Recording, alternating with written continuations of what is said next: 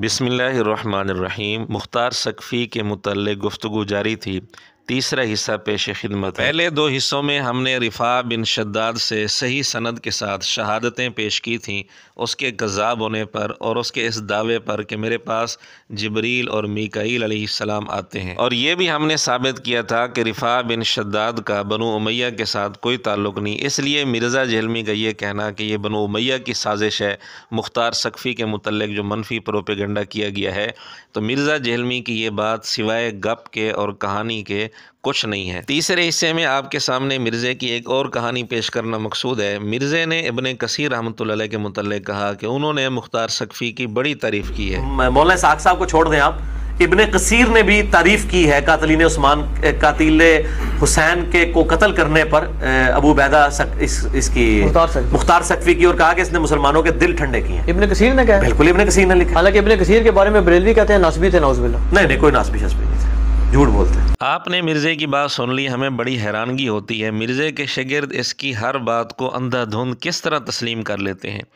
और असल किताबों की तरफ रुजू की हिम्मत क्यों नहीं करते। आइए हम आपको दिखाते हैं इब्ने कसीर रहमतुल्लाह अलैह ने मुख्तार सकफ़ी के मुतल्लिक़ क्या लिखा है। तफसीर इब्ने कसीर सूरह अनाम आयत नंबर 112 की तफसीर करते हुए इक्रमा से हाफिज़ इब्ने कसीर रहमतुल्लाह अलैह ने एक रिवायत नकल की कि वही दो तरह की होती है, एक अल्लाह ताला की तरफ से और एक शैतान की तरफ से। ये रिवायत लिख कर इब्ने कसीर रहमतुल्लाह अलैह लिखते हैं कि इक्रमा ने दरअसल मुख्तार सकफ़ी पर तारीज़ की थी।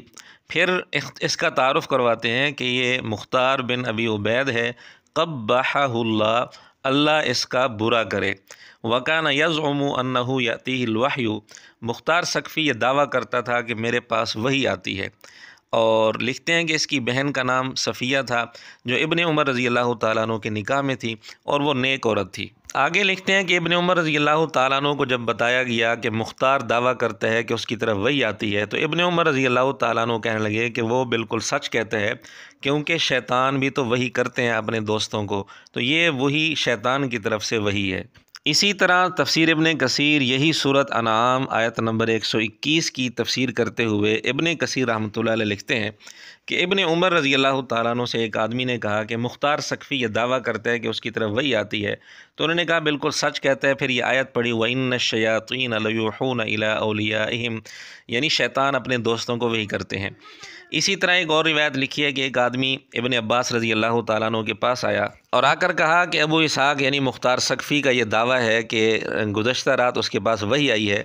तो इब्ने अब्बास रज़ी अल्लाह तआला अन्हु ने कहा कि बिल्कुल वो सही कहता है, और फिर इसकी वजाहत इब्ने अब्बास रज़ी अल्लाह तआला अन्हु ने की कि वही दो किस्म की होती है, अल्लाह की वही और शैतान की वही, ये शैतान की वही है। तफसीर इब्ने कसीर की इन दोनों इबारतों से मुख्तार सकफ़ी के मुतल्लिक़ ये मालूम हो गया, नंबर एक, हाफिज़ इब्ने कसीर रहमतुल्लाह अलैह ने उसके लिए बद्दुआ दी है, क़ब्बहहुल्लाह।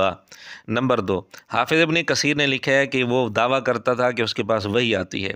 नंबर तीन, इक्रमा, इब्ने अब्बास रज़ी अल्लाह अन्हु, इब्ने उमर रज़ी अल्लाह तआला अन्हु, इन तीनों से नकल किया कि इन तीनों ने इस वही को शैतानी वही करार दिया है। इसी तरह हाफिज़ इब्ने कसीर रहमतुल्लाह अलैह की एक और मशहूर किताब है अल बिदाया वन निहाया, जिसको तारीख़ इब्ने कसीर कहते हैं, उससे आपके सामने कुछ इबारतें पेश की जाती हैं। सही मुस्लिम वगैरह में हदीस है, नबी पाक सल्लल्लाहु अलैहि वसल्लम ने फरमाया कबीला सकीफ़ में एक कज़्ज़ाब आएगा और एक ज़ालिम आएगा। इब्ने कसीर रहमतुल्लाह अलैह लिखते हैं कि उलमा ने यह बात ज़िक्र की है कि कज़्ज़ाब का मिस्दाक मुख्तार बिन अबी उबैद है, और लिखते हैं वयुसिर्रु इला अखिस्साइही अन्नहु यूहा इलैहि, अपने ख़ास लोगों के सामने ये दावा करता था कि मेरी तरफ वही आती है। इब्ने कसीर लिखते हैं कि लेकिन मुझे ये मालूम नहीं कि वो नबुव्वत का दावा सराहतन करता था, यानी वही का उसने दावा किया है, और ज़ाहिर है वही का दावा करना ये भी दर हकीकत दूसरे लफ्ज़ों में नबुव्वत का ही दावा है। इसी मकाम पर इब्ने कसीर लिखते हैं कि इस बात में कोई शक नहीं कि वो ज़ाल था, मुज़िल था, यानी गुमराह था और गुमराह करने वाला था।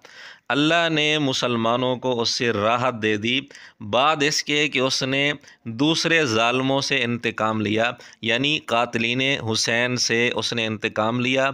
वो भी ज़ालिम थे, ये भी ज़ालिम था। एक ज़ालिम को अल्लाह ने दूसरे ज़ालिम पर मुसल्लत किया। आगे उन्होंने आयत भी लिखी, व कज़ालिका नुवल्ली बअज़ ज़ालिमीन बअज़म बिमा कानू यक्सिबून, کہ ہم ظالموں کو ایک دوسرے پر مسلط کر دیتے ہیں، تو یہاں بھی ایسے ہی ہوا، وہ بھی ظالم تھے اور مختار ثقفی بھی ظالم تھا۔ اللہ نے مسلمانوں کو ان سے بھی راحت دے دی، اس سے بھی راحت دے دی۔ مختار ثقفی کی حکومت کا خاتمہ ذکر کرتے ہوئے لکھتے ہیں کہ مختار ثقفی کی حکومت ختم ہو گئی، ایسے تھا جیسے اس کی حکومت تھی ہی نہیں۔ وفارح المسلمون بزوالہا، مختار ثقفی کی حکومت کے خاتمے پر مسلمان بہت خوش ہوئے۔ کیوں خوش ہوئے؟ وذالک لأن الرجل لم یکن فی نفسی صادقا، کیونکہ یہ آدمی اندر سے سچا نہیں تھا، بل کان کاذبا، بلکہ جھوٹا تھا، یعنی قاتلین حسین سے انتقام لینے میں مخلص نہیں تھا، اپنی حکومت کی خاطر، دوسرے مقاصد کی خاطر اس نے انتقام لیا تھا۔ اور لکھتے ہیں وَكَانَ يَزْعُمُ أَنَّ الْوَحْيَ يَنزِلُ عَلَيْهِ عَلَى يَدِ جِبْرِيلَ يَأْتِي إِلَيْهِ، کہ وہ دعویٰ کرتا تھا کہ جبریل میرے پاس وہی لاتے ہیں۔ ایک جگہ ابن کثیر لکھتے ہیں کہ اس نے دعویٰ تو یہ کیا تھا کہ میں اہل بیت کا انتقام لوں گا، لیکن در حقیقت اس نے اس چیز کو ڈھال بنایا تھا تاکہ بے وقوف شیعہ لوگوں کو اپنے پاس جمع کرے اور حکومت حاصل کرے۔ لکھتے ہیں کہ حدیث میں جس کذاب کا تذکرہ ہے کہ قبیلہ ثقیف میں ایک کذاب ہوگا، اس کذاب سے مراد یہی مختار ثقفی ہے۔ ایک جگہ ابن کثیر لکھتے ہیں کہ مختار ثقفی لوگوں سے وعدے کرنے لگا اور ان کو آرزویں دلانے لگا، یہ لکھ کر پھر آیت لکھی وَمَا يَعِدُهُمُ الشَّيْطَانُ إِلَّا غُرُورًا، شیطان ان سے نہیں وعدہ کرتا مگر دھوکے کا۔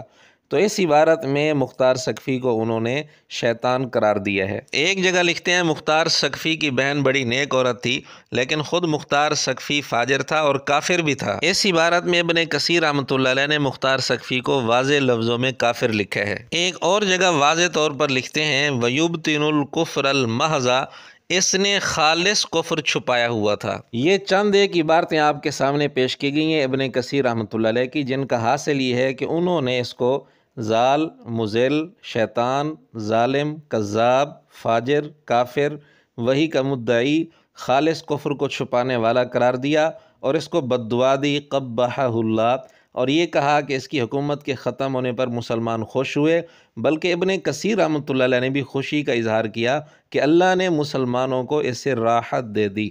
اور یہ بھی آپ کے سامنے بات آ گئی کہ ابن کثیر رحمۃ اللہ علیہ نے یہ بھی لکھا ہے کہ اس نے خون حسین کے انتقام کا جو لیبل لگایا تھا وہ اس میں مخلص نہیں تھا، بلکہ دراصل اپنی حکومت حاصل کرنے کے لیے اس نے یہ نعرہ لگایا تھا۔ اب مرزے نے ابن کثیر رحمۃ اللہ علیہ پر جو جھوٹ بولا ہے اس حوالے سے آپ مرزے کی بات دوبارہ سن لیں۔ ابن کثیر نے بھی تعریف کی ہے قاتلین عثمان، قاتل حسین کے کو قتل کرنے پر ابو عبیدہ اس کی مختار ثقفی کی، اور کہا کہ اس نے مسلمانوں کے دل ٹھنڈے کیے ہیں۔ اب آپ فیصلہ خود کریں کہ مرزا جیلمی کس طرح واضح حقائق کو مسخ کرنے کی کوشش کرتا ہے اور کس طرح پورے اعتماد کے ساتھ جھوٹ بولتا ہے۔